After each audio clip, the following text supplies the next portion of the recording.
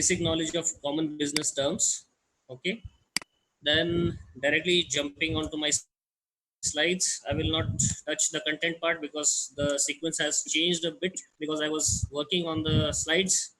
So I have changed a bit. So I will directly go to the first slide, which is the structure of organization. पहले हम जानेंगे कि what is an organization. वो बहुत ज़रूरी है जानना कि भाई एक ऑर्गेनाइजेशन को हम कैसे डिफाइन करते हैं. हम डेली सुनते हैं कि company, organization, but what is an organization? So an organization is an entity having multiple people, जिसमें बहुत सारे लोग होते हैं, जैसे कि एक इंस्टीट्यूशन हो गया या फिर कोई कुछ लोगों का एसोसिएशन है जिसका एक पर्टिकुलर गोल होता है, that has a collective goal and is linked to an external environment.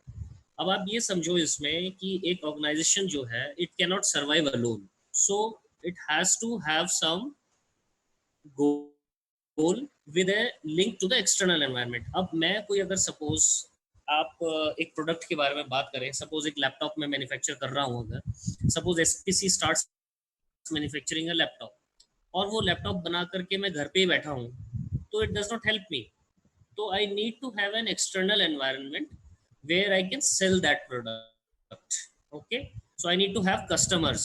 तो वो मतलब है यहाँ पर कि I am linked to an external environment जहाँ पर मेरे customers हैं, मेरे stakeholders भी हैं, सब लोग हैं.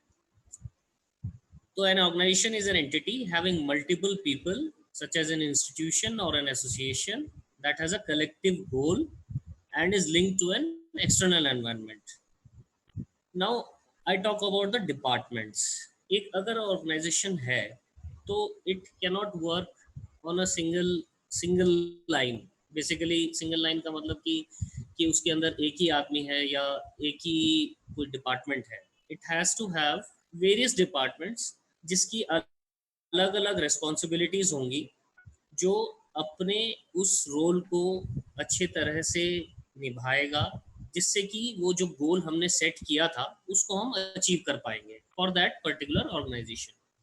अगर हम बात करेंगे, सपोज आप किसी भी ऑर्गेनाइजेशन के लिए, अगर आईबीएम है या जेपी है, कोई भी ऑर्गेनाइजेशन है, तो इनके बहुत ब्रॉड गोल्स होते हैं कि अगर उन्होंने एक गोल सेट किया है, उस गोल को अचीव करने के लिए उनको बहुत सारे लोग चाहिए अपने साथ.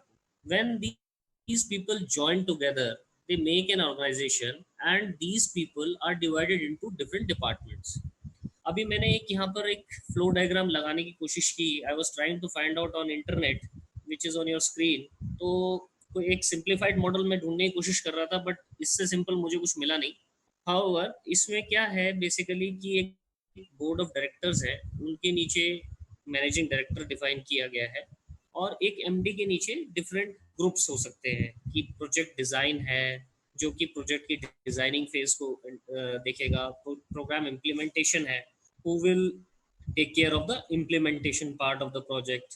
फिर मॉनिटरिंग, अगर कोई प्रोजेक्ट मिलता है, this will see in later slides कि ये किस टाइप से ये डिपार्टमेंट्स इंटरलिंक्ड हैं and how they are working. But ये स्लाइड को लगाने का बेसिक पर्पस ये था कि you get a fair idea कि एक ऑर्गेनाइजेशन में कितने तरह के डिपार्टमेंट्स हो सकते हैं. So basically in an organization you will find marketing is there, supply management is there, project management is there, human resource is there, है ना. Am I able to make you people understand? मतलब अभी तक कुछ confusion आ रहा है? No sir. No sir. Yes. No sir.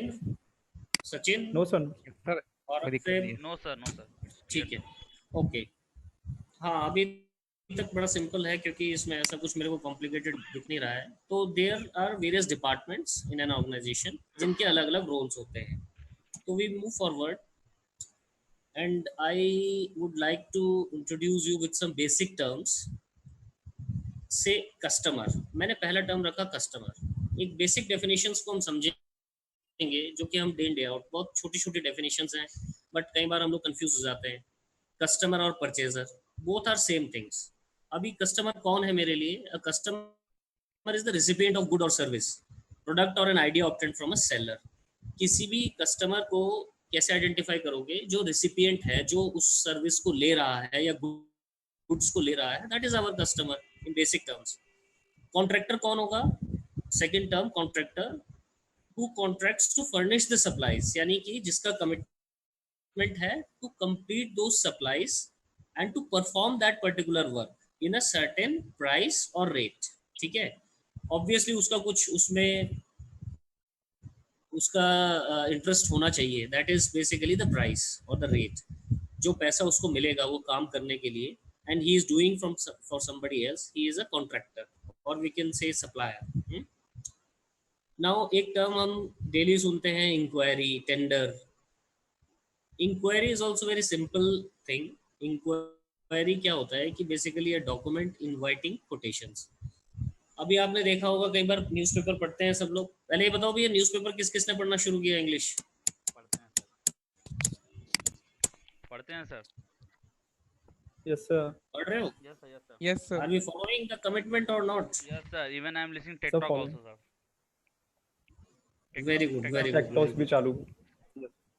Very good. You will improve your communication skills जैसे जैसे आप बढ़ोगे।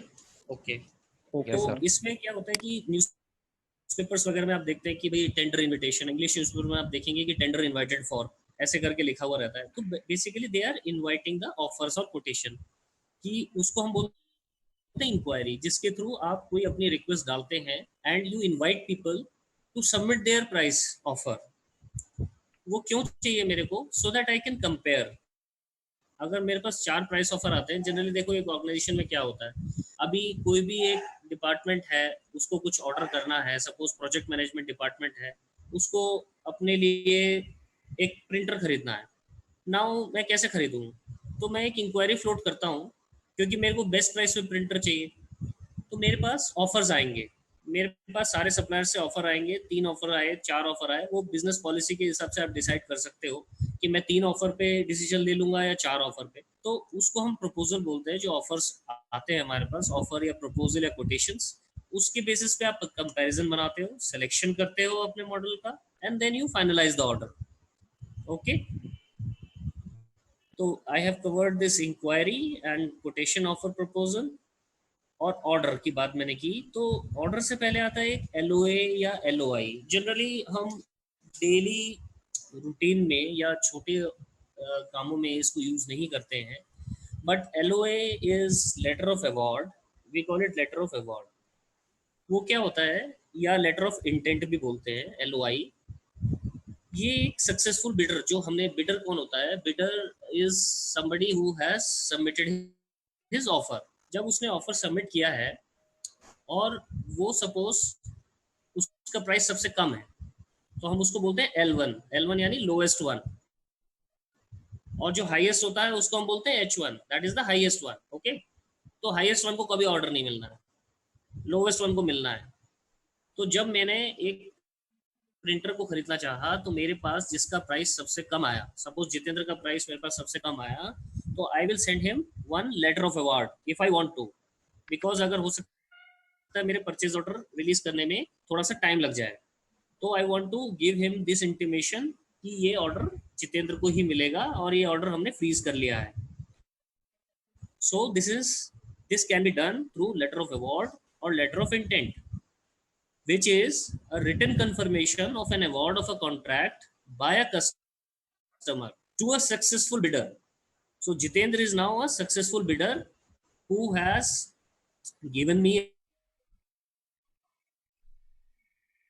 L1 regular printer, and in that letter I will mention the amount of award and the award date when this contract was awarded to him. Okay, so just a second guys, just a second.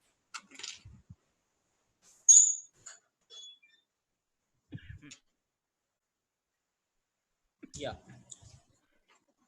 so now हमने क्या समझ लिया कि एक कोई भी एक deal को फाइनलाइज करने के लिए एक कस्टमर होना चाहिए who has to buy the product और सर्विस, दूसरे एंड पे एक सप्लायर या कॉन्ट्रैक्टर होना चाहिए who has to execute that process. इन दोनों का लिंक किससे बनेगा? एक परचेज ऑर्डर से। How will they enter into an agreement? Through a purchase order. They will ask for inquiry, offer will be submitted, and once the offer is selected, then the purchase order will be issued. तो ये sequence clear है सबको? I would Yes, sir. Yes. Request a reply from all. Yes, sir. Yes, sir. Yes, sir. Okay, Yes, sir. Sir एक बात पूछना था sir. Now हाँ जी बोलिए. सर जो आप बोल रहे हैं कि जो मेरा लोएस्ट बिड करेगा दैट वी विल एक्सेप्टेड और हाईएस्ट को रिजेक्ट कर देंगे, ठीक है. बट कभी कभी क्या होता है कि जो हम लोग मान लो प्रिंटर खरीदने जा रहे हैं तो हम लोग लोएस्ट तो मिल जाएगा but that will be of not that much quality which I can get from a bit higher price. तो उसमें भी तो सर देखना पड़ेगा ना okay, which one can give me better quality. We can't go for rate only, we should also try for quality also. That's the main thing. Correct Aurangzeb. अभी इसका एक क्लैरिफिकेशन है. हम जब कोई ऑफर्स मंगाते हैं, यानी कि हम जब कोई इंक्वायरी फ्लोट करते हैं and we ask for an offer, we give a specification. हम क्या बोलते हैं कि I need a coloured printer of A4 size और A3 साइज.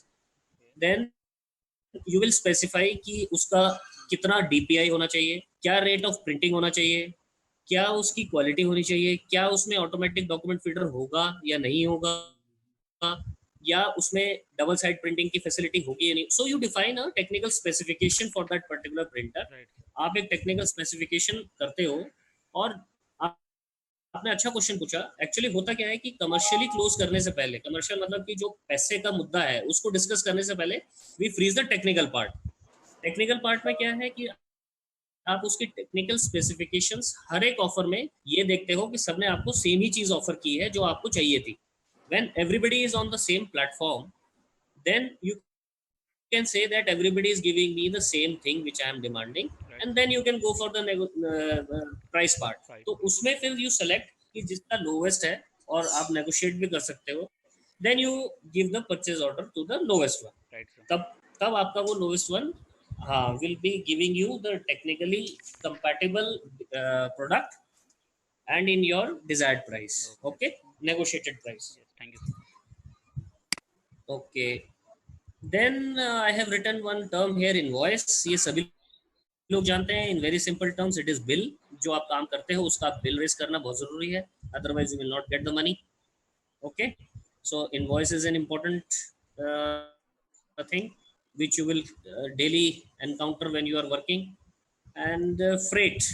Freight मेरे को यहाँ पर ज़रूरी लगा थोड़ा सा बोलना, क्योंकि freight हम घबरा जाते हैं जनरली. जब मैंने ज्वाइन किया था किसी ऑर्गेनाइजेशन में तो freight was very heavy term. But freight कुछ नहीं होता है. Freight is just the amount paid for the transportation of goods.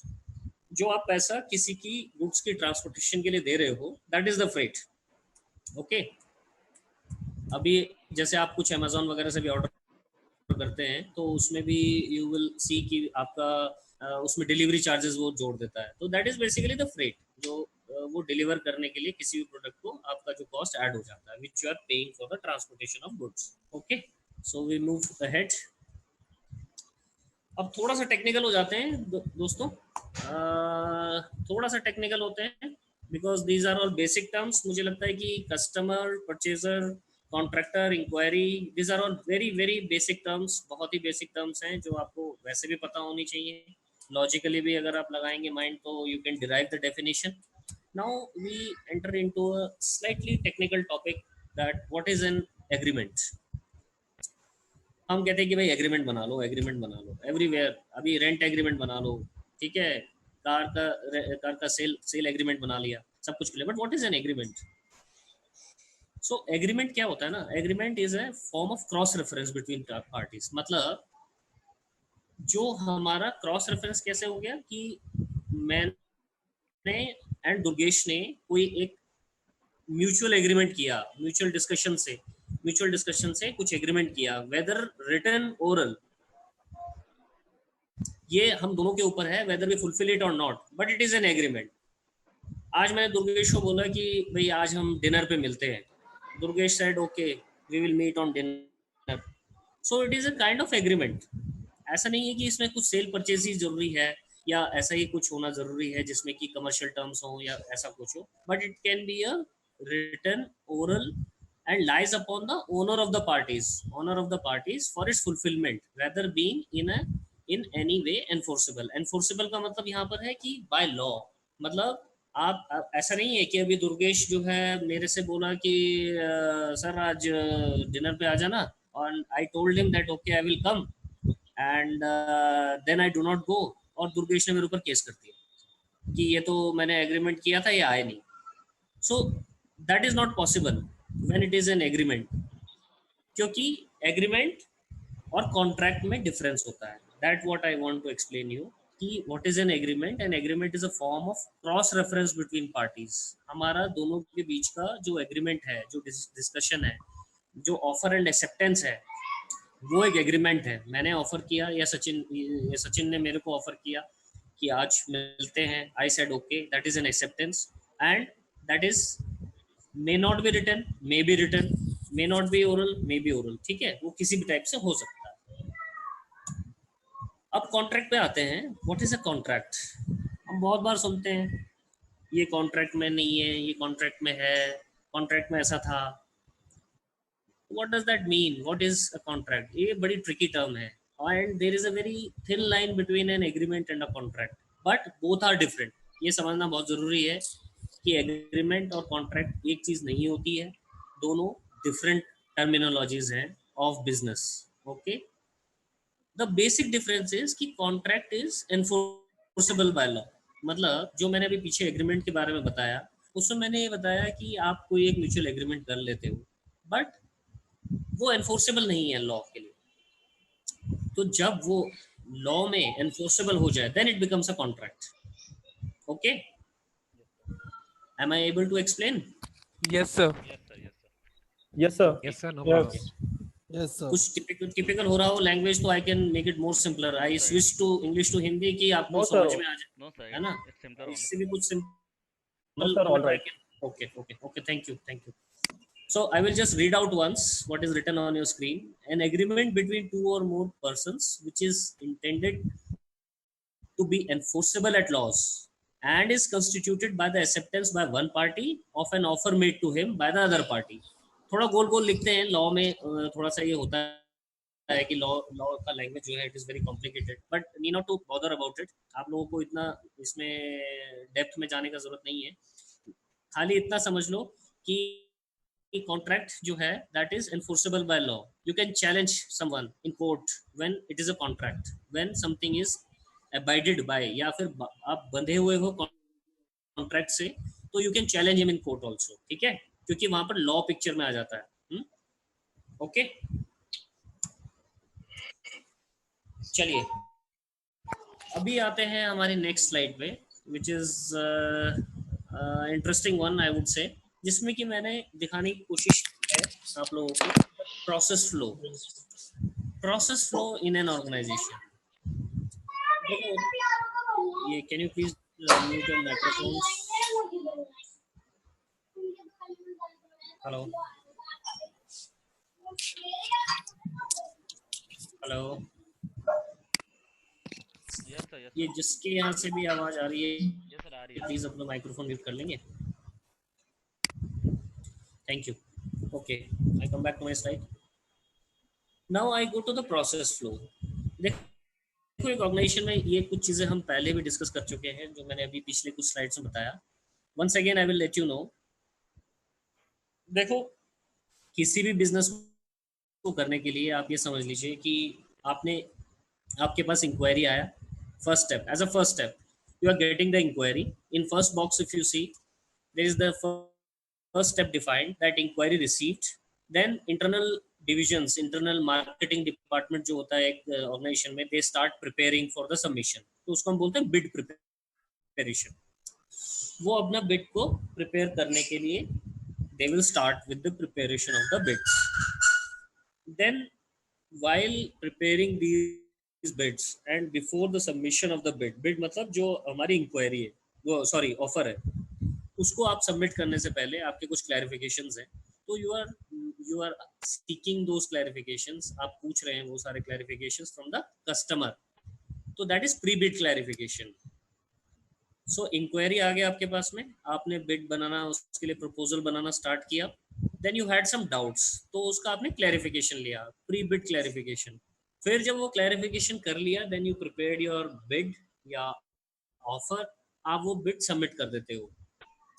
उसके बाद में कस्टमर के साइड से कुछ क्लैरिफिकेशन हो सकते हैं आपकी बिड के ऊपर, सो that is post bid clarification, जो कि कस्टमर के एंड से हो सकते हैं। हो सकता है उसको आपके ऑफर में कुछ समझ में ना आ रहा हो सकता है कि आपने सपोज लिखा कि भाई ये कैलकुलेटर का 100 कैलकुलेटर सप्लाई करने का एक ऑर्डर था, आपने उसका ऑफर बनाया। ऑफर कैसे बनाया? आपने क्रॉस कोटेशंस लिया अपने सब सप्लायर से और उसको कंपाइल किया, फिर बना करके आपने सबमिट कर दिया। सबमिट जब किया तो कस्टमर ने बोला कि भाई आपने 10 कैलकुलेटर का प्राइस दिया, इज इट एक्सक्लूडिंग टैक्सेस और इंक्लूसिव ऑफ टैक्सेस? इसमें टैक्स आपने लिखा 5,000 रुपए के आप कैलकुलेटर दोगे, तो इसमें टैक्स अमाउंट इंक्लूडेड है एक्सक्लूडेड है? जनरली ऐसा ब्लंडर नहीं होता है, बट मैं एक एग्जाम्पल आपको दे रहा हूँ समझाने के लिए। तो कुछ और टेक्निकल क्लैरिफिकेशन भी हो सकते हैं, बहुत टेक्निकल क्लैरिफिकेशन होते हैं, तो वो पोस्ट बिड क्लैरिफिकेशन में आ जाते हैं, जो आपके बिड को सबमिट करने के बाद आते हैं। That are generally from the customer and.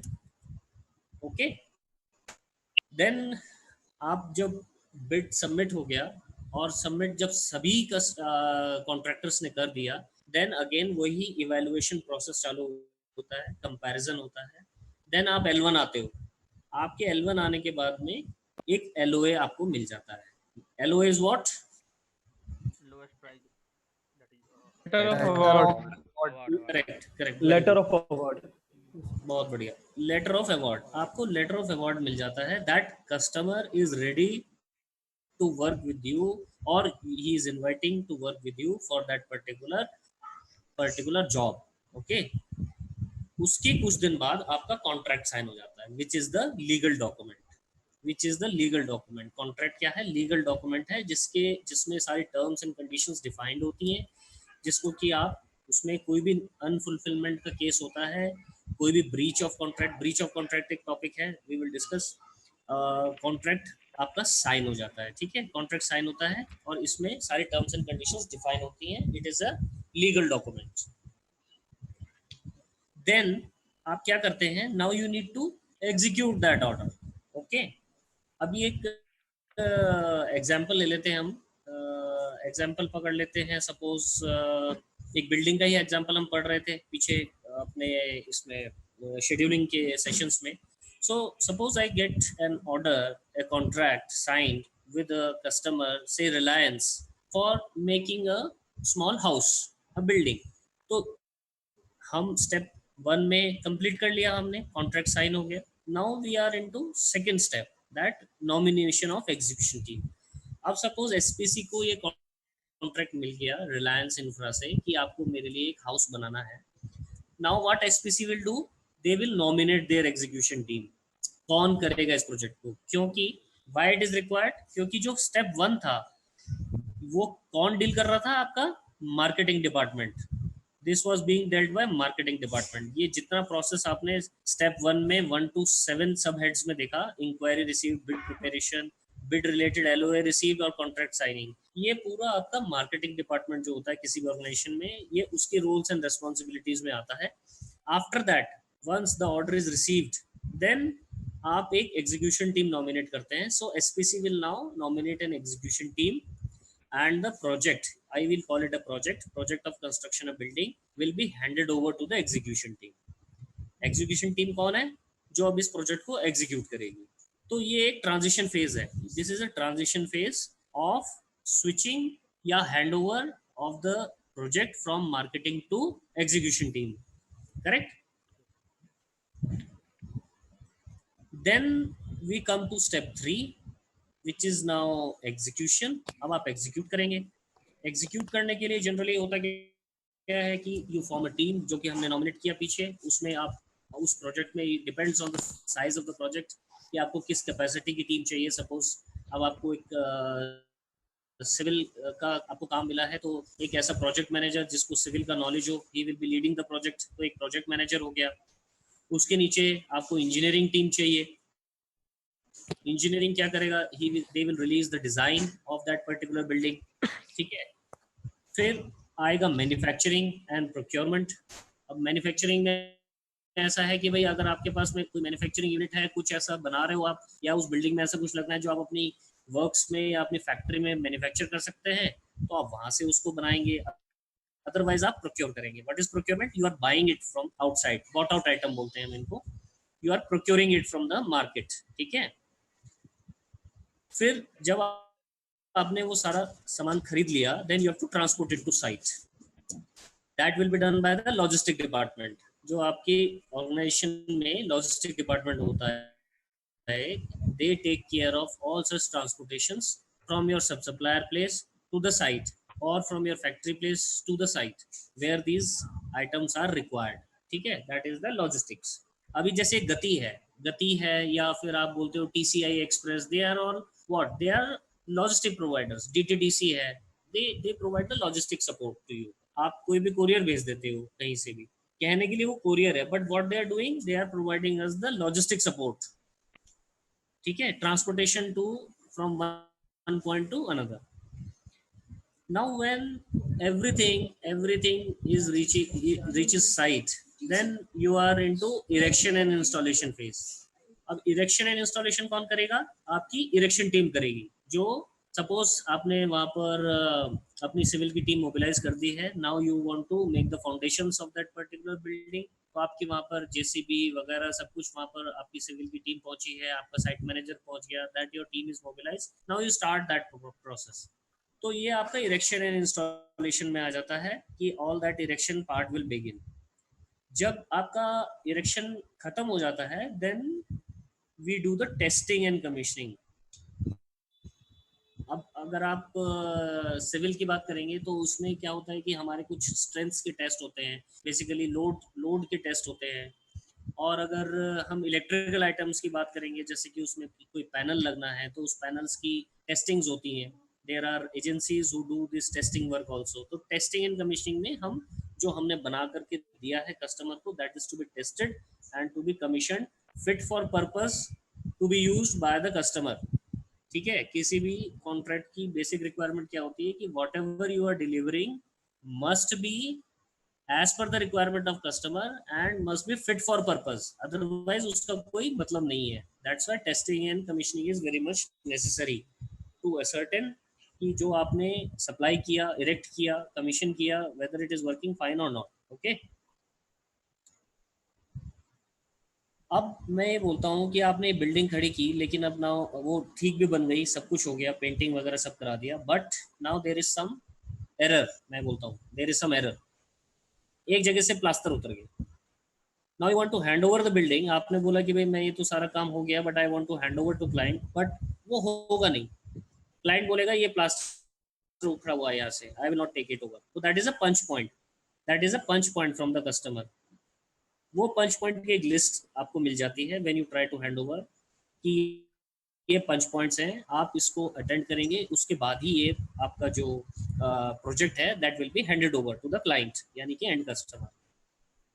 Once that handover is done, उसके बाद आपके कॉन्ट्रैक्ट में जो टर्म्स एंड कंडीशंस होती हैं उसमें वारंटी क्लॉज रहता है. Warranty every one of us knows. जैसे कि आप फोन खरीदते हैं तो फोन की 1 ईयर वारंटी होती है.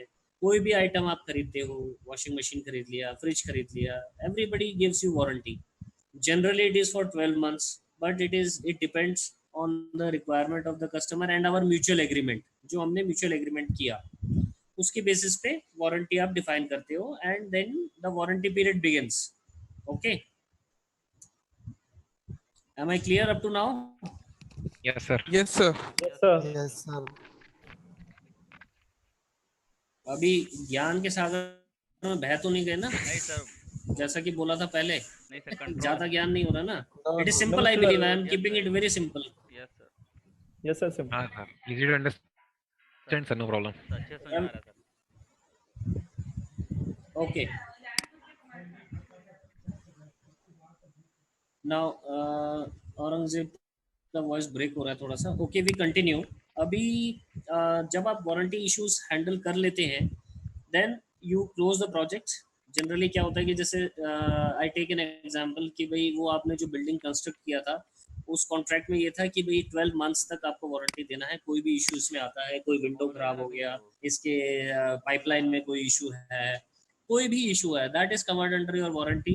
कोई लीकेज है, कुछ भी लीकेज नहीं होना चाहिए, कोई टैप खराब नहीं होना चाहिए, हैं, किसी विंडो का लॉक खराब हो गया, किसी का डोर लॉक खराब हो गया, anything can happen. So that all warranty issues you will handle in that particular period. और जब वो वारंटी इश्यूज आप हैंडल कर लोगे और 1 साल का पीरियड खत्म हो जाएगा, या जो भी पीरियड डिफाइंड था कॉन्ट्रैक्ट में वो खत्म हो जाएगा, then you can close the project and hand over the project. आप फिर क्या करते हो, हैंड ओवर कर देते हो क्लाइंट को प्रोजेक्ट. और फिर क्या करते हैं हम कि ये जो प्रोजेक्ट है, अब इसमें क्या होगा कि कुछ स्पेयर्स का ऑर्डर आएगा, maybe at a later date. तो हमारे जनरली ऑर्गेनाइजेशंस में क्या रहता है कि एक और आफ्टर सेल्स टीम रहती है, जिसमें कि जब प्रोजेक्ट्स बन जाते हैं वो फिर उस प्रोजेक्ट को टेक केयर करने लगते हैं. तो आप उनको भी हैंड ओवर कर सकते हो, so that they can earn some business for the organization by getting some extra business from your previous customers जिनके लिए आपने पहले काम करके प्रोजेक्ट करके दिया.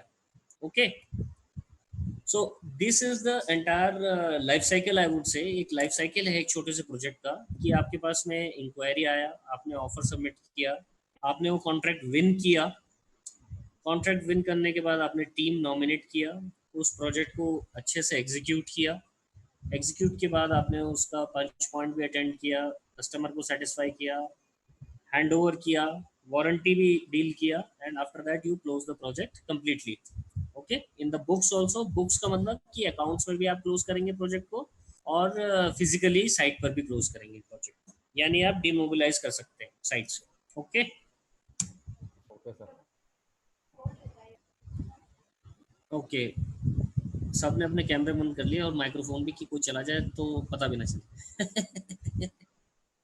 नहीं सर, कैमरा ऑन है. We are getting you Okay. सर. काफी अच्छा सेशन हो सुन रहा रहे है. हैं सर, सुन रहे हैं, बढ़िया चल रहा है. नहीं निधीश, हम ऑनलाइन है, कोई दिक्कत नहीं. ओके ओके ओके गाइस, आपको जस्ट लाइटर नोट पे लाने के लिए था, small joke. Now coming back to the topic. Now I bring you back to your role for which everyone is here in SPC now here. कि हम we are learning the scheduling. So what is the बात कर रहे हैं contract, agreement, project, this that, but where comes the role of a scheduler?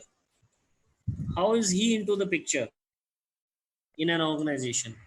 So guys, I would like to tell you that you are doing a very important role. You are playing a very important role into an organization as a scheduler. Why? Because contact, you are a center point of contact. You just see to the picture that you are a center point of the contact to whom everyone is.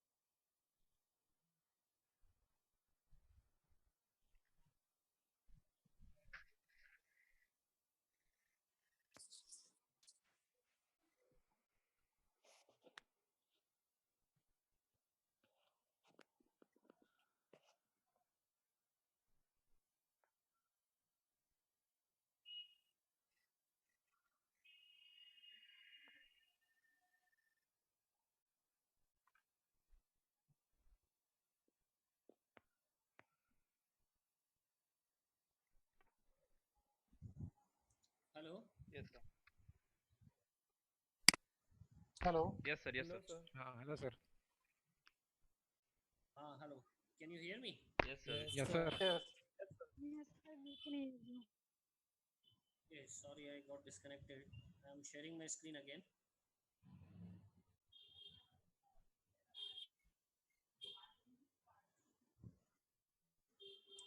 Are you able to see my screen now? Yes sir. Load हो रहा है. No, sir. हो गया sir, हो गया. So sorry guys. Yes, sir. Ag- Now everybody is able to see? Yes Yes, sir. sir. Yes, sir. Yes, sir. Okay. Sorry, there was some internet issue, internet connection issue. Now coming back to the topic, I was discussing ki why we people are here and why we have been discussing this issue and what is our role and where do we fall into this organizational structure. So guys, I was telling you that you are on a very central part of the organization because you are the heart of the organizations when it comes to planning. हम सब लोग planners हैं and we are planning things so that everything goes smooth and everybody looks upon us, whether it is project management, site, logistic, purchase, engineering, everyone. These are all the stakeholders in a project जो कि they cannot work without any planning. So आपका जो daily coordination है, basically what you are doing, you have to coordinate on your daily routine, in your daily routine with the engineering department, with the purchase department, then the project management, the logistics, and the site. Now, what have you to coordinate with? See, if a scheduler has to make a schedule, जैसे कि हमने अभी पीछे भी बात किया कि एक बिल्डिंग हमको बनाना है, I will take the same example कि एक बिल्डिंग जो रिलायंस इंफ्रा की आपको एक बिल्डिंग बना करके देनी थी एसपीसी को, तो नाउ यू वांट, हमने पिछली स्लाइड में देखा था, I told you that you will take engineering, project manager will go to engineering, engineering has to release some drawings, drawing release करेंगे और मटेरियल की क्वांटिटी भी रिलीज करेंगे जो जो हमें खरीदना है. सो उसका एक टाइम फ्रेम होगा in which those all things are to be given to the purchase team. So it is linked until and unless engineering releases those quantities, until and unless engineering tells those quantities which are to be purchased from the market, तो purchase वाला खरीद ही नहीं पाएगा उसको. Now ये सब करने के लिए अब परचेज वाले को फॉलो अप करना पड़ेगा. परचेज वाला फॉलो अप नहीं करेगा. Planner who is making the schedule, he has put the schedule like that कि जो हमारा डेडलाइन है, जो कंप्लीशन टाइम है, वो फॉल करेगा जब हमको कस्टमर को प्रोजेक्ट हैंड ओवर करना है. तो वो वहाँ से बैक कैलकुलेट करके वो डेट्स डिराइव कर लेता है जहाँ पर कि engineering has to release those quantities या ड्राइंग्स और documents. Then he is following up, this scheduler is following up with engineering. जो आप स्टार्ट फिनिश डालते हो ना अपने शेड्यूल में, आपने देखा है कि आप स्टार्ट एक डालते हैं, फिर फिनिश डालते हैं, फिर उस वो start BL, start baseline हो जाती है आपकी, फिनिश बेस लाइन हो जाती है जो फर्स्ट डेट आप एंटर करते हैं. सो सपोज इंजीनियरिंग के लिए आपने डेट्स डाल दिया कि you have to release these drawings in so and so time. तो that is the target for that engineering department to release those drawings within that target time. Link to that activities, अब आप लगाते हो predecessor और successor, आपको याद होगा, everybody must Yes, remember sir. Predecessor Yes, successor. sir. तो purchase के लिए प्रीडिसेसर क्या है? परचेज के लिए predecessor is now engineering drawing और the bill of material which is to be released for purchasing. तो उसका प्रीडिसेसर इंजीनियरिंग डिपार्टमेंट है. परचेज का सक्सेसर कौन है? परचेज का सक्सेसर अभी फिर जब परचेज हो जाएगा मटेरियल, तब क्या करेंगे हम उसको? We will send it to site. Yes, sir. We will Logistics. send it to Yes. site. तो logistic is the successor. Logistic के लिए क्या है? Predecessor purchase. Purchase. Now this is entire cycle. So this is all being controlled by the scheduler, जो आपका schedule maintain कर रहा है. This is the scheduler who is maintaining this cycle. Logistic के पास में जब ये मटेरियल पहुंच गया, इसको इंस्ट्रक्शन मिल गया, इसको डिस्पैच करना है, then it will go to site. अब जब साइट पे चला गया तो फिर वो वहाँ पर इरेक्शन और इंस्टॉलेशन का काम होगा. So this is a complete cycle, and scheduler is playing a very important role with the help of the tool which is called the schedule, which you are preparing in Primavera. आप जो पढ़ रहे हैं अभी P6 EPPM, that is very important and basic tool जो कि कहीं किसी भी ऑर्गेनाइजेशन में यूज हो सकता है, and without which entire planning goes wrong. अगर उसमें कुछ भी कोई भी अगर होता है तो आपने देखा है ना कि रिले रेस देखी है सबने? रिले रेस यस सर, दौड़ी भी है सर, सबने रिले रेस देखी है. Yes sir, yes sir. दौड़ी भी है सर. जो वो हाँ. पास ऑन करते हैं दूसरे रनर को, उसको क्या बोलते हैं? दौड़ी भी है, दौड़ी भी है. और इनसे बोल रहा दौड़ी भी है. Okay, very nice. अभी जो आप पास ऑन करते हो पीछे आगे, उसको क्या बोलते हैं? अभी आपने आगे पास ऑन किया जो अपने रनर को, उसको क्या बोलते हो? औरंगजेब ही बताएगा, ये भागता था. सर क्या बोलेंगे सर? जो बैटन बोलते हैं उसको. अच्छा, बैटन. पैटर्न. अच्छा, ठीक है बैटन बोलते हैं उसको. ठीक है. ठीक है सर. हाँ, बैटन पैटर्न. बोलते हैं उसको. Yes sir, pattern. So you pass the baton. हाँ, पास द बैटन. तो अभी क्या होता है कि अभी आप ऐसे ही समझो इस पिक्चर को, यू विजुअलाइज दिस पिक्चर कि इंजीनियरिंग ने जो बॉम्ब रिलीज किया या ड्राइंग रिलीज की, वो एज अ बैटन ट्रांसफर कर दिया परचेज को. परचेज ने वो बैटन पकड़ा, दौड़ा, उसने ऑर्डरिंग किया, सब कुछ किया. फिर वो बैटन पास ऑन कर दिया लॉजिस्टिक को आइटम खरीदने के बाद. फिर क्या किया, लॉजिस्टिक ने आइटम पहुंचाया अपनी गाड़ी से, वो बैटन हैंडओवर हो गया साइट को. साइट के बाद में वो लग गया, सब कुछ हो गया, और वो फिर हैंडओवर हो जाता है अपने क्लाइंट को. Okay. And this all monitoring is done at the scheduler part through the schedule, and overall control is with the project management, जो कि इस entire project को project management करता है. and he is the front face to the client. front face to the client means he is dealing with the client, जो कि आपके techno commercial issues को डील करते हैं. टेक्नो कमर्शियल मतलब टेक्निकल प्लस कमर्शियल. वो क्लाइंट के लिए एक हमारा ऑर्गेनाइजेशन का फेस होगा, क्योंकि क्लाइंट आकर के सबसे इंजीनियरिंग से, परचेज से, मैन्युफैक्चरिंग से सबसे बात नहीं करेगा. तो उसके लिए एक फ्रंट फेस होगा प्रोजेक्ट मैनेजर. वो प्रोजेक्ट मैनेजर से डील करेगा, and project manager will give instruction to all others like engineer, purchase, scheduler, सबको. दैट यू शेड्यूलर को बोलेगा you keep your schedule updated. Scheduler क्या करेगा? शेड्यूलर का शेड्यूल अपडेट होने का मतलब है he has to take inputs from all the departments. हाँ भाई, तुम्हारी ड्राइंग रिलीज हुई कि नहीं हुई? अच्छा, नहीं रिलीज हुई, it has to shift. Okay, अभी कितना आ रहा है? Then he has to see कि भाई वो अलाइन हो पा रहा है मेरी कंप्लीशन डेट से कि नहीं हो पा रहा है. Then he has to get that corrected also. अगर वो नहीं मैच हो रहा होगा तो he has to report back to project manager कि this is not happening on time and we need to take some action. So it is an all an integrated structure. ऐसा नहीं है कि ये हम अकेले कोई भी एक प्रोजेक्ट को बना सकते हैं. It is a integrated structure. Everybody has to work in a team, and then only you can form a project. Okay. So it is an entire coordination part. जो शेड्यूलर का और प्रोजेक्ट मैनेजमेंट का है, it is a very thin line in between, but both are doing the same coordination thing. Okay. Now, again coming back to my topic of contract, एक चीज मैं आप लोगों से शेयर करना चाहता हूँ from your personal career point of view also. Whenever you go to execute any project, that you should be very clear about the scope of works. आपकी स्क्रीन पे are you able to see the slide? Yes sir. Yes sir. Okay, great. What is the scope? अभी औरंगजेब बताएगा what is scope.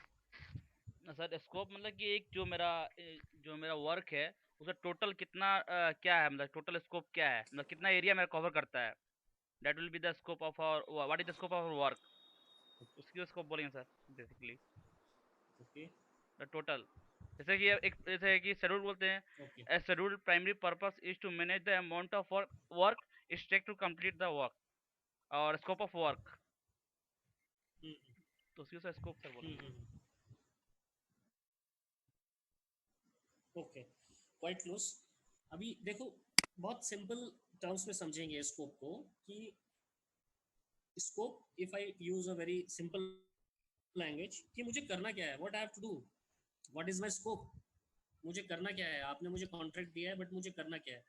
तो contract covers the scope part also. तो उसमें एक definition था scope का आपके कॉन्ट्रैक्ट में. अभी आपको कहीं कंफ्यूजन है कि मुझे करना क्या है and you are not clear, तो आप किसी भी कॉन्ट्रैक्ट को उठाएंगे, जो कॉन्ट्रैक्ट आप एग्जीक्यूट कर रहे हैं, डेफिनेटली 100 and 200% उसमें स्कोप डिफाइंड होता है. You go to the definition of scope, you read out and you see the scope कि आपका स्कोप क्या है. Whether it is a supply, कि आपको कोई पार्ट डिलीवर करना है, वहाँ पर कोई कंपोनेंट खरीदना है, कोई इक्विपमेंट खरीदना है. सपोज आपका, अब जैसे हमने बिल्डिंग का ही एग्जांपल लिया था, तो उस बिल्डिंग के कंस्ट्रक्शन में क्या आपका सप्लाई भी है, आपको सीमेंट भी आपको देना है, ब्रिक्स भी आपको देना है, विंडो के लिए विंडोज के लिए लकड़ी भी आपको देना है, वुड का पार्ट भी आपने करना है, और is it only the service part, और it is both supply and service. So it can be combination of any one of these. Either you have to supply the entire thing, जिसमें कि आपको supply part में cement, bricks, material यानी it includes the tangible things. Tangible मतलब which you can touch, feel. Tangible things which are intended to be supplied under the contract, जो कि आपको contract की definitions में मिल जाएगा वहाँ पर कि आपको क्या क्या सप्लाई करना है. That will be covered under the scope of works. Service part are all the non tangible things, जो कि आपको परफॉर्म करना रहता है. Things which you can not touch और feel, like erection is a term that you are doing but not something which you can touch and feel, but एक service का part है. या आपने ट्रांसपोर्टेशन करना है तो that is part of service. आपने कोई सॉफ्टवेयर इंस्टॉल करके देना है, ठीक है, ट्रेनिंग कस्टमर के लोगों का ट्रेनिंग है, that all comes under the service thing. So scope basically defines why I want to mention this thing. अच्छा, वन मोर थिंग, ये जो अपना ग्राफ पिक्चर दिख रहा है नीचे, तो what I want to show from here can be divided into two parts, supply and service. And for supply part you always get a purchase order, ठीक है, या सप्लाई ऑर्डर बोल सकते हो. You get a purchase order, आपको कुछ भी supply करना है तो आपको एक परचेज ऑर्डर मिलेगा. लेकिन अगर सर्विस का पार्ट होगा तो सर्विस ऑर्डर बोलेंगे उसको, या फिर वर्क ऑर्डर बोल सकते हैं. So these are some general terms जो कि यूज होती हैं कि भाई purchase order, when it is a purchase order तो आपको ये समझ में आएगा कि भाई it is related to some supply part. अगर कोई बोलता है सर्विस ऑर्डर है या वर्क ऑर्डर है, so you will get to know कि it cover some service in it, तो ये सर्विस रिलेटेड कॉन्ट्रैक्ट होगा. So that is the service order. Okay, now why we should understand the scope. अभी इसका reason क्या है, क्यों मुझे स्कोप पता होना चाहिए. सपोज मैंने अभी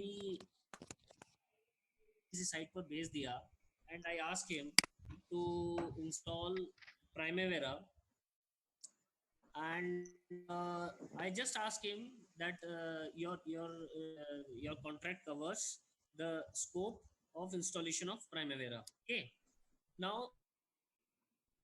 all the customer, sir voice crack हो रहा है आपका. you train my people, दे रहा हूँ ध्यान से सुनना सभी लोग. मैंने वॉइस सर आपका मेरा वॉइस इंस्टॉलेशन का एक कॉन्ट्रैक्ट मिला जिसमें सर, औरंगजेब को मैंने, हेलो सर आपकी आवाज नहीं आ रही है, वॉइस क्रैक हो रहा है. यस हेलो, हाँ सर अभी आ रही है. सर. हेलो हेलो, हाँ सर आ रही है. Audible no. Yes hello. Sir. Yes sir. Okay, हाँ, मैं ये बोल रहा हूँ कि एक केस स्टडी है, one case study is there. क्या केस स्टडी है कि हमको एक कॉन्ट्रैक्ट मिला एसपीसी को प्राइमेवेरा इंस्टॉलेशन का. Now I send Aurangzeb that you go and install this Primavera software at XYZ location. Now our client says after his installation, Aurangzeb जाते हैं वहाँ पर, वो Primavera इंस्टॉल कर देते हैं, it is running fine, and वो अपना बैग पैक करते हैं और अपना सर्विस रिपोर्ट साइन कराने के बाद कि ये मेरा Primavera इंस्टॉल हो गया, और वो जाने की कोशिश करते हैं. But customer does not sign the service report. Customer बोलता है you train my 5 people, but I told him to do the installation. Then what will you do? That is not my scope of work. Then why I'm going to give service? Scope के बाहर की चीज है. Scope की बाहर की चीज है.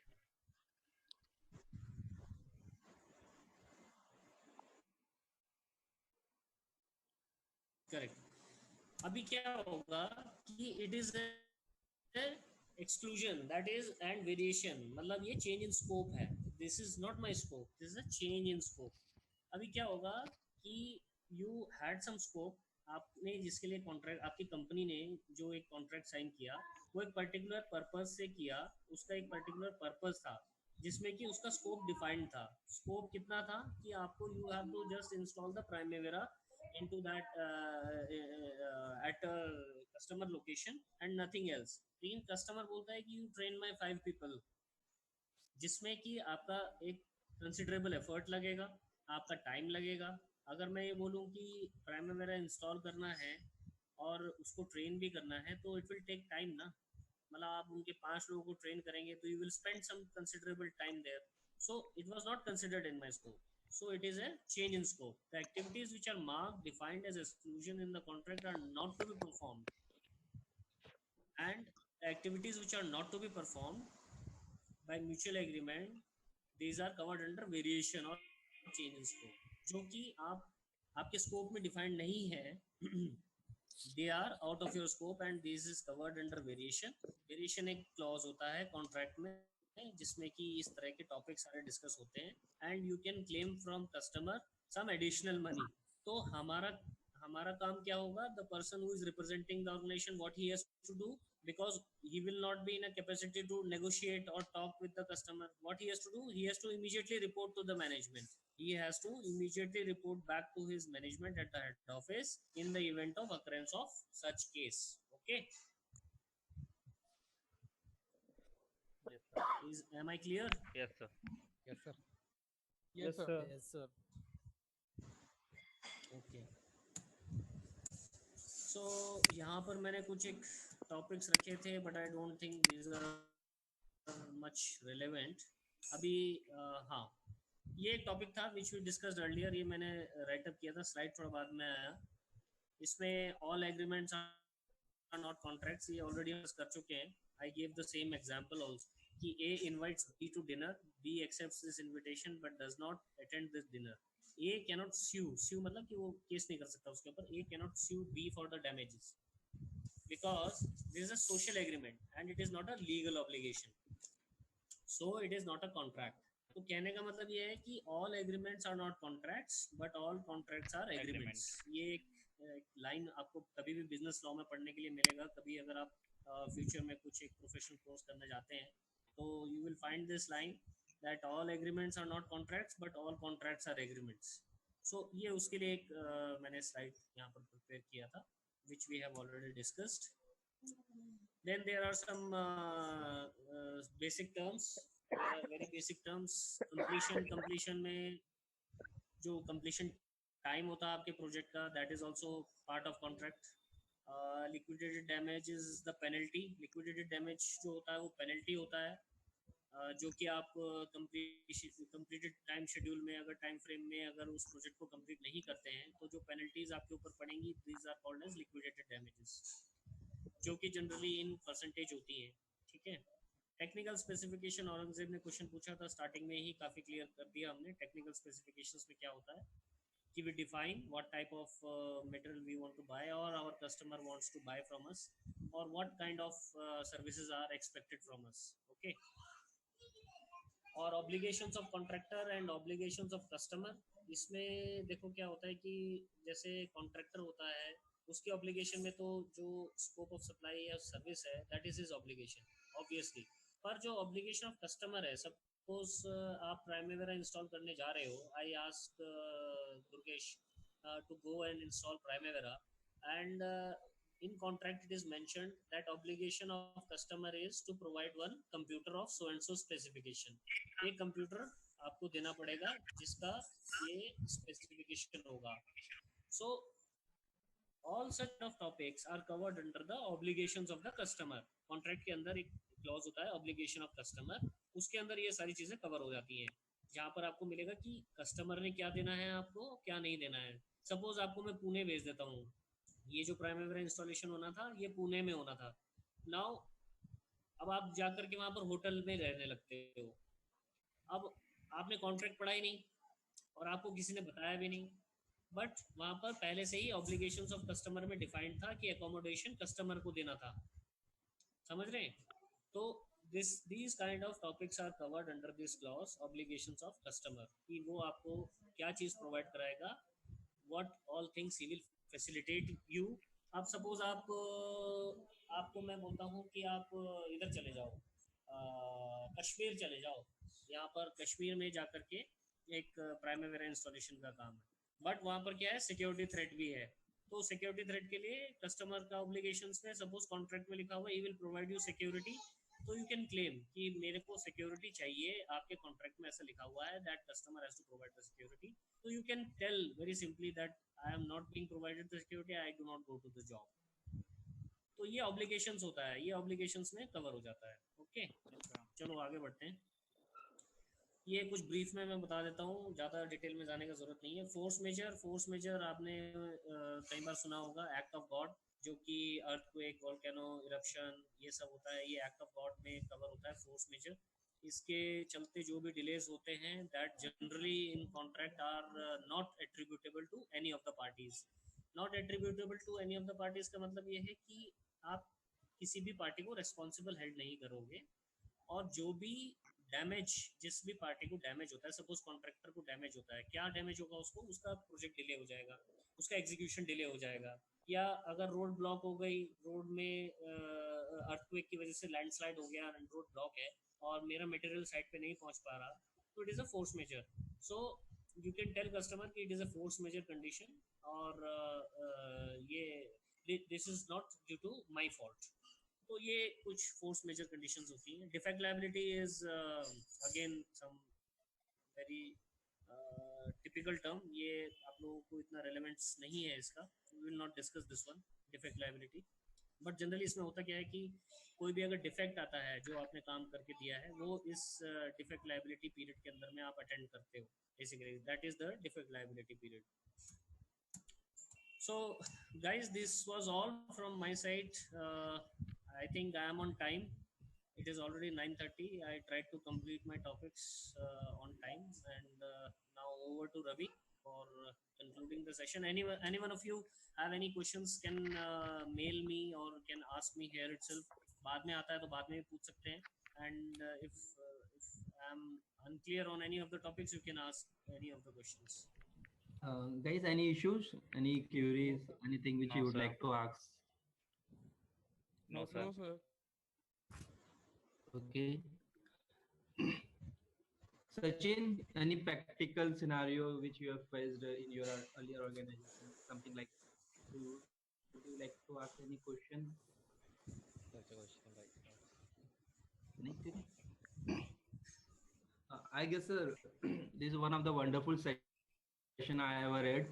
Okay. बिकॉज आपने इतने कॉम्प्लेक्स टर्म्स को, इतने कॉम्प्लेक्स सिनारियो को इतने इजी लैंग्वेज में बताया, it's really something, you know, मुझे भी, मेरा भी काफी वैल्यू एडिशन हुआ इसमें, बिकॉज कुछ टर्म्स थे जो मेरे मेरे स्कोप में मैंने भी इतना देखा नहीं था, इतना कवर नहीं किया था।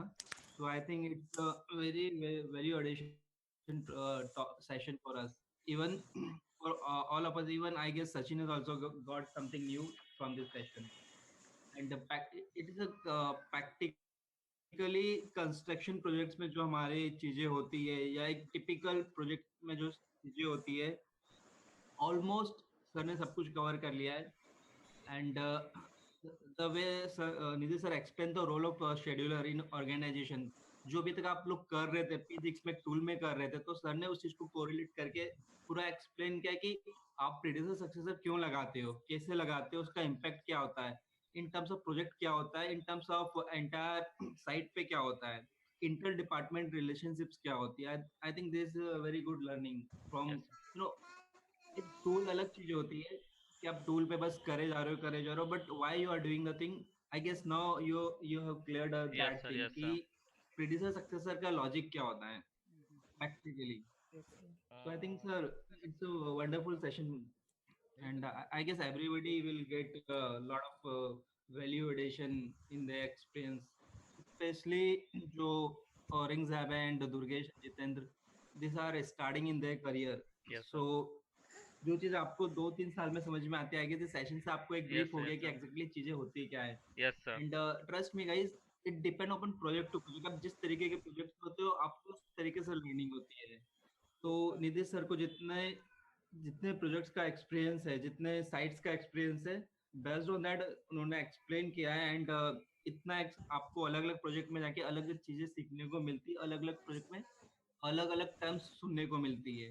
तो यहाँ आपको सारा सारा एक साथ कॉम्प्रिहेंसिव इंफॉर्मेशन सारी की सारी एक साथ अवेलेबल थी.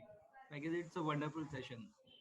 Nidhi sir. And okay, any question anybody, or Ravi, shall we close the session? Yes, sir. Ravi थोड़ा क्वेश्चन था. हम पूछो सचिन. ये जो क्वालिटी चेक होता है सर, ये लॉजिस्टिक में बाद में होता है साइट पे पहुंचने के बाद, या फिर सप्लायर पहले ही कर देता है लॉजिस्टिक के पहले में, साइट पे पहुंचा नहीं मटेरियल, उसके पहले ही क्वालिटी चेक हो जाता है? इसमें कंस्ट्रक्शन में एक्चुअली पूछना चाह रहा हूँ मैं. Sachin, very good point. Am I audible? Yes, sir. Yes, sir. Okay. देखो, quality is very important criteria in any of the project. And see, इसमें क्या है ना कि जितने चेक्स हो जाएं उतना अच्छा, I would say. मतलब that is from my experience. Process आप कुछ भी डिफाइन करें, जनरली होता क्या है कि हम लोग क्या करते हैं, आई विल टेल यू. जो मैन्युफैक्चरिंग या जो परचेज वाला फेज मैंने बताया, और उसके बीच में लॉजिस्टिक के बीच में आपने बहुत अच्छा पॉइंट आउट किया कि उसके बीच में क्या है. उसके बीच में क्या होता है कि एक डिस्पैच क्लियरेंस प्रोसीजर होता है हमारा. कि जैसे आपने परचेज में आपने जो मटेरियल प्रोक्योर किया, सपोज आपने एक लैपटॉप परचेज करना था, तो आपने एक कस्टमर के लिए लैपटॉप परचेज किया. And after purchasing that laptop you said कि भाई आपका सब सप्लायर ने बोला भाई लैपटॉप इज रेडी. ओके, तो now what you will do, you will submit the test certificates of that laptop to the end client. आप उसका एक डिस्पैच क्लियरेंस रिक्वेस्ट करेंगे और आप उसकी क्वालिटी चेक्स करेंगे. क्वालिटी डिस्पैच क्लियरेंस रिक्वेस्ट करने से पहले what you will do, you will internally verify that laptop confirms to all of the technical parameters, technical specifications जो कि हमारे को सप्लाई करना है. तो वो आपका इंटरनल क्वालिटी डिपार्टमेंट जो है, he can go and personally check, या आप थर्ड पार्टी अपॉइंट कर सकते हैं अगर ज़्यादा दूर है, ज़्यादा कॉस्ट नहीं लगाना चाहते हैं. एक क्वालिटी चेक वहाँ पर हो गया आपका जो इंटरनल चेक है. सेकेंड थिंग फिर क्या होता है कि हमारे कुछ एग्रीमेंट्स होते हैं क्लाइंट के साथ में कि भाई वो हम जब उसको डिस्पैच क्लियरेंस रिक्वेस्ट करेंगे तो will he witness those tests और he will just confirm on the basis of our test certificates. तो अगर वो हमारे को वेवर भी दे सकता है, he can waive off the inspection. तो अगर वो waive off देता है, it means he is giving me the dispatch clearance. तो जब वो मेरे पास dispatch clearance आता है, then I tell my logistics कि भैया I have received this dispatch clearance, now you dispatch this material to site. Once this material reaches site, then the responsibility of the site manager is to check and confirm कि ये material आपको intact मिला है, उसका कोई packet damage तो नहीं है. Need not open the packet immediately, क्योंकि कुछ आइटम्स ऐसे होते हैं जो कि लेटर स्टेज में प्रोजेक्ट में यूज होने वाले हैं, अभी उनकी जरूरत नहीं है, उनका इरेक्शन या इंस्टॉलेशन अभी नहीं होना है ना. तो उनको क्या करते हैं हम, लेटर स्टेज के लिए उसको पैक छोड़ देते हैं, but we just check physically कि उसमें कोई डैमेज तो नहीं रिसीव हुआ, इन ट्रांजिट डैमेज, जो कि हमें इंश्योरेंस में कवर करना रहेगा. यस सर, वो इंश्योरेंस में कवर होता है अगर इस टाइप का कोई होता है. Okay sir. तो ये 3 स्टेप्स हो सकते हैं, जहाँ पर हम ये क्वालिटी पैरामीटर कर सकते हैं. इसके बाद भी एक चेक होता है. इसके बाद ये चेक होता है कि जब ये इरेक्शन के लिए ये मटेरियल जाना है, ये इरेक्शन के लिए जब मटेरियल जाना होगा, then you will tell the customer that I am going to install this now and you can check it. तो वो आपको एक मटेरियल रिसीट सर्टिफिकेट देता है कि yes it has been received in a healthy condition. अगर वो healthy condition में नहीं होगा, then he will not give you this certificate, and then you have to supply it again or make the good of it. तो ये पूरा entire एक chain है, process है. We can discuss maybe in detail also. Okay sir, got it.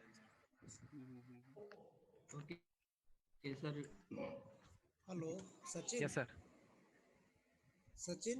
हाँ sir, am I audible sir? Hello. हाँ sir, मेरी आवाज आ रही है? हाँ सचिन, आपकी आवाज आ रही है, इवन मनोज सर आपकी भी आवाज आ रही थी। हमारा स्पीकर नहीं चल रहा होगा क्या? अच्छा अच्छा आ रही है मनोज सर, आपकी आवाज आ रही है। हेलो सचिन। हाँ सर। हाँ सचिन, बेसिकली क्वालिटी जो है ना, yes sir. it's a very broad term when we talk about the product or any service. Okay. So there are certain parameters which are defined at the stage of beginning of the project, and Okay, sir. we need to be within those parameters. अगर ये product की बात करेंगे तो उसमें आप मान लीजिए कि एक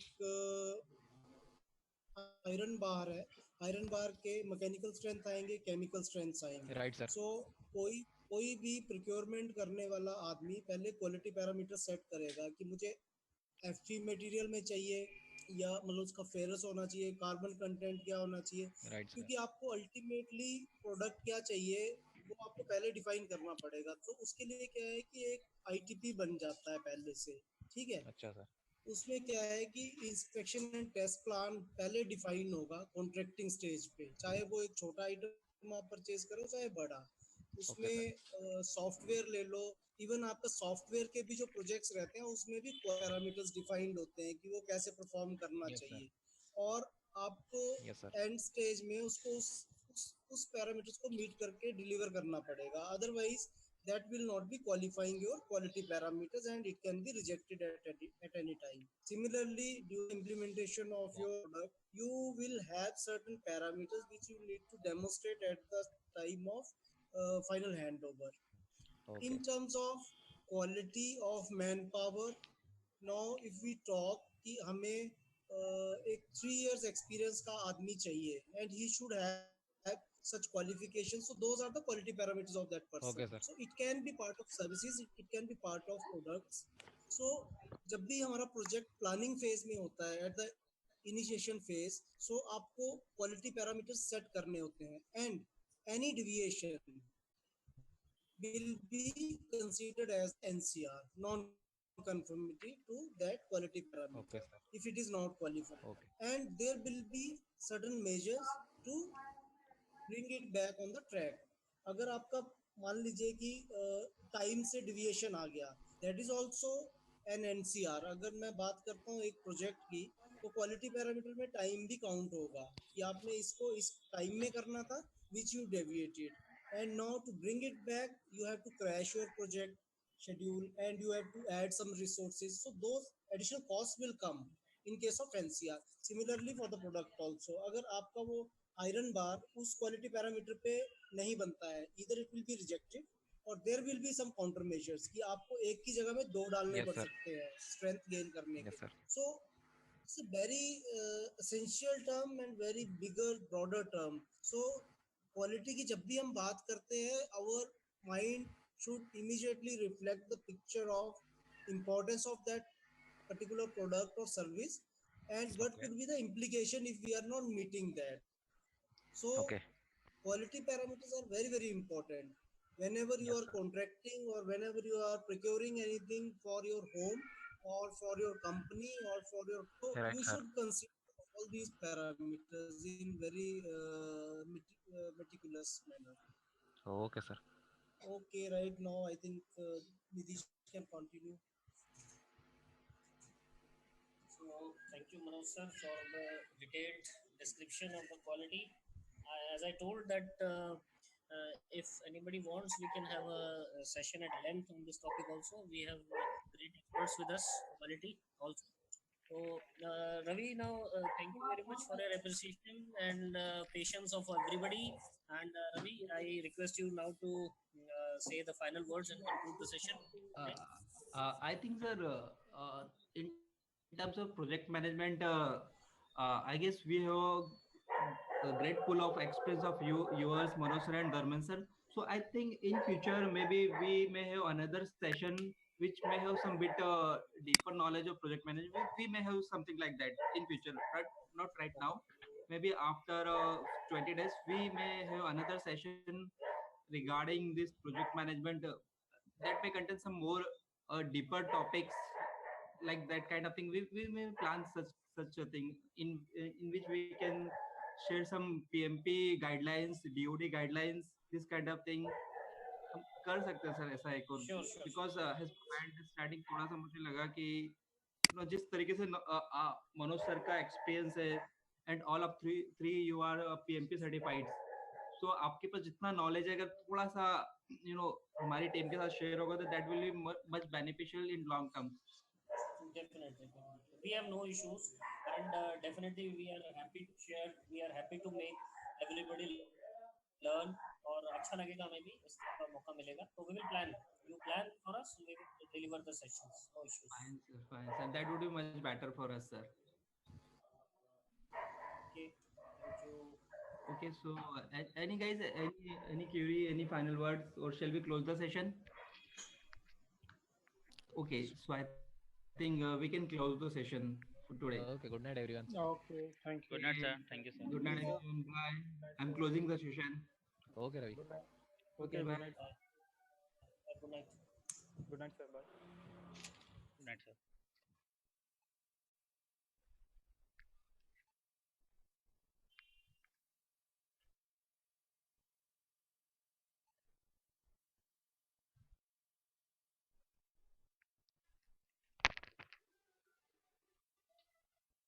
हेलो, वालेकुम अस्सलाम, क्या लगा है? बहुत बिजी है यार। कितना बजे तक करें इंटरव्यू?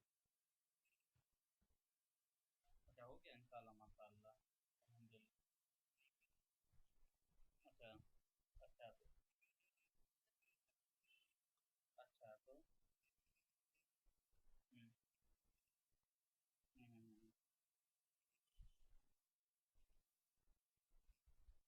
हम्म, तो तब हो गया तुम्हारा रिजल्ट आ रहा था इसमें?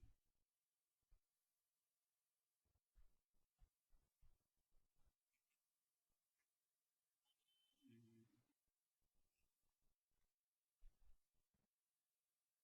हम्म, तो बस केवल टाइपिंग में रिजेक्ट हो सकता है क्या? हम्म, हम्म,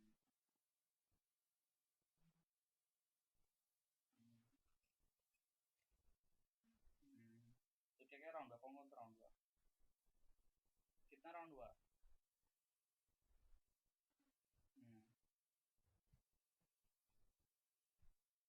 हम्म, हम्म,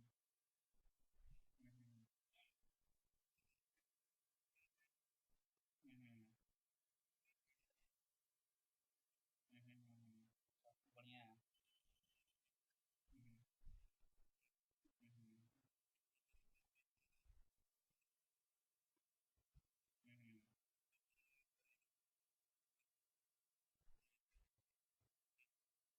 हम्म, अच्छा, क्यों डाल दिया फ्रेशर में? अच्छा, हम्म, हम्म,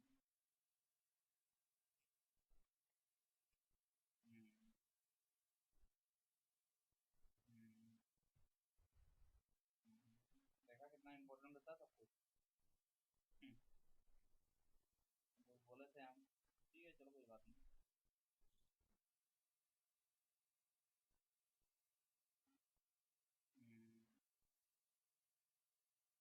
ठीक है, तो तुम देख लो कल, टाइपिंग अपना देख लो, थोड़ा लैपटॉप पर है तो थोड़ा ट्राई कर लो एक बार।